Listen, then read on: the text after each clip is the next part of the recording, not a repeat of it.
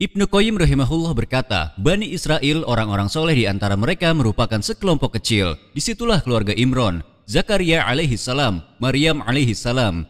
Inilah sekelompok kecil sebanyak kurang dari 100 orang. Menurut Ibnu Qayyim yang masih bertahan memegang hukum asli Taurat yang soleh dan mempraktikkan ajaran Tauhid menurut perintah Taurat dan yang teguh imannya. Maryam alaihi salam melahirkan Isa alaihi salam, kelahiran Yesus alaihi salam, atau kelahiran dari seorang perawan tanpa campur tangan manusia, dan Muslim menegaskan kelahiran perawan ini. Dan Allah Subhanahu wa taala berfirman bahwa penciptaan Yesus alaihi salam adalah seperti penciptaan Adam alaihi salam. Allah mengatakan kepadanya jadilah, maka jadilah ia, sama seperti Nabi Adam yang tidak memiliki ibu atau ayah. Isa alaihi salam diciptakan tanpa ayah. Jadi ini adalah suatu bukti tanda kebesaran Allah Subhanahu wa taala, dan tidak perlu ada campur tangan manusia dalam penciptaan khusus seorang Nabi Isa alaihi salam. Maryam membawa bayi Isa alaihi salam ke dalam area bait suci atau kuil suci di Yerusalem, dan ia menggendong Nabi Isa dalam pelukannya. Dia dicibir, dicemooh, dia diejek. Allah telah memuliakan wanita ini dengan cara yang paling indah. Satu surat dalam Al-Quran dinamai dengan namanya. Tidak ada surat dalam Al-Quran dinamai dengan nama Nabi Isa alaihi salam, dengan nama Yesus alaihi salam. Isa alaihi salam disebutkan 25 kali, sedang Maryam disebutkan 30 kali. Dan Allah berfirman tentang Maryam dalam surat At-Tahrim, Kanat minal qanitin, bahwa dia adalah termasuk golongan orang-orang yang taat. Menggunakan qanitin bukan qanitat, yang berarti dia adalah pemimpin bagi kaum laki-laki dan perempuan.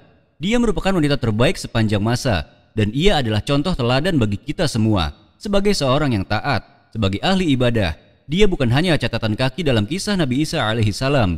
Dia bukan hanya penghubung antara doa dari istri Imron dan Nabi Isa alaihi salam. Dia sendiri ialah wanita yang pantas mendapatkan banyak pujian, serta cinta dan rasa hormat.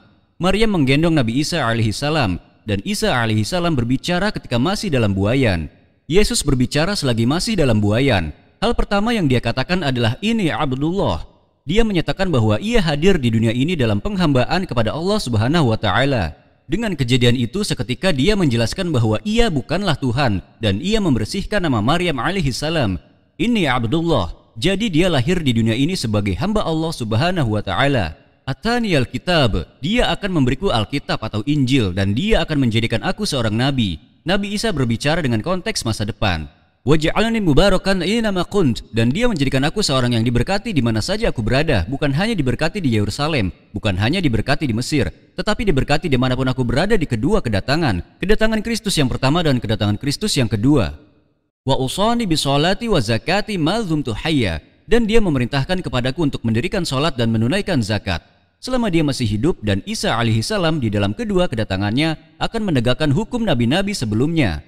Jika Anda pikirkan pada kedatangan pertama, Nabi Isa menegakkan hukum Nabi Musa. Kedatangan yang kedua, Nabi Isa menegakkan hukum Nabi Muhammad Shallallahu Alaihi Wasallam. Ini menarik karena dia datang dengan perintah untuk menegakkan hukum yang datang sebelumnya juga. Wabarun biwalidati walam yaj'alani jabarun syaqiyya. Dan dia menjadikan aku berbakti kepada ibuku, dan dia tidak menjadikan aku seorang yang sombong lagi jahat atau seorang yang membawa celaka kepada wanita yang melahirkannya. Ibnu Qayyim berkata salah satu tanda kejahatan Bani Israel saat itu adalah tidak menghormati kedua orang tua. Dan dia berkata bahwa ini juga salah satu tanda hari kiamat. Salah satu interpretasi dari hadis Al-Amatu Talidu Rabbaha, bahwa seorang wanita akan melahirkan tuannya sendiri, adalah berbicara tentang gagasan bahwa anak-anak memperlakukan orang tua mereka seperti budak. Jadi dia mengatakan adalah merupakan suatu tanda akhir zaman ketika sampai pada titik di mana orang tua mereka diperlakukan seperti budak oleh anak-anaknya. Maka Anda tahu bahwa kerusakan sepenuhnya telah merajalela di antara manusia. Jadi Isa alaihissalam menjunjung tinggi bakti kepada ibunya, bahwa aku telah diutus, sungguh luar biasa. Karena lagi hal itu berbicara tentang keutamaan Maryam, bahwa salah satu alasan Nabi Isa diutus adalah untuk memuliakan ibunya. Maryam takut dia akan disumpahi dan akan dipandang buruk dan ditinggalkan dalam sejarah. Tetapi Isa alaihissalam akan selalu bersaksi untuk kehormatan ibunya, Maryam alaihissalam, dan ia merupakan bagian dari ditunaikannya kehormatan itu. Wabaron biwalidati walam yaj'alni jabaron syaqiyya. Ada nabi-nabi lain yang datang sebelum Nabi Isa alaihissalam yang juga dapat membangkitkan orang mati. Anda dapat membacanya di Perjanjian Lama, nabi-nabi yang membangkitkan orang mati yang menghidupkan 700 orang sekaligus. Anda dapat membaca tentang nabi-nabi terdahulu yang menyembuhkan orang buta, yang menyembuhkan para penderita kusta, Tetapi Isa alaihissalam adalah bayi pertama yang pernah ada dan satu-satunya nabi yang dapat berbicara ketika masih dalam buayan. Jadi ini merupakan mukjizat pertama Nabi Isa, satu-satunya nabi yang memiliki mukjizat seperti itu. Dia menghadapi fitnah terhadap ibu dan dirinya sendiri. Para ulama mengatakan bahwa setiap nabi difitnah. Tapi fitnah Nabi Isa alaihissalam, fitnah Yesus adalah fitnah yang paling buruk. Karena mereka tidak hanya memfitnah dirinya, mereka juga memfitnah ibunya dengan fitnah yang paling kejam. Sangat luar biasa, karena di tempat yang sama, tempat ketika Nabi Isa alaihissalam memberikan khutbah. Jika Anda berkunjung ke Dome of the Rock yang merupakan bagian dari kompleks Masjid Al-Aqsa, terukir di dinding Dome of the Rock ayat-ayat dalam surat Maryam. Tertulis di dinding Dome of the Rock, Allahumma sholli ala rasulika wa abdika Isa bin Maryam. Ya Allah, limpahkanlah salam kesejahteraan kepada Nabi dan hambamu Yesus putra Maryam. Kalimat ini masih terukir di tempat yang sama. Itulah sebagian dari ukiran dinding Dome of the Rock.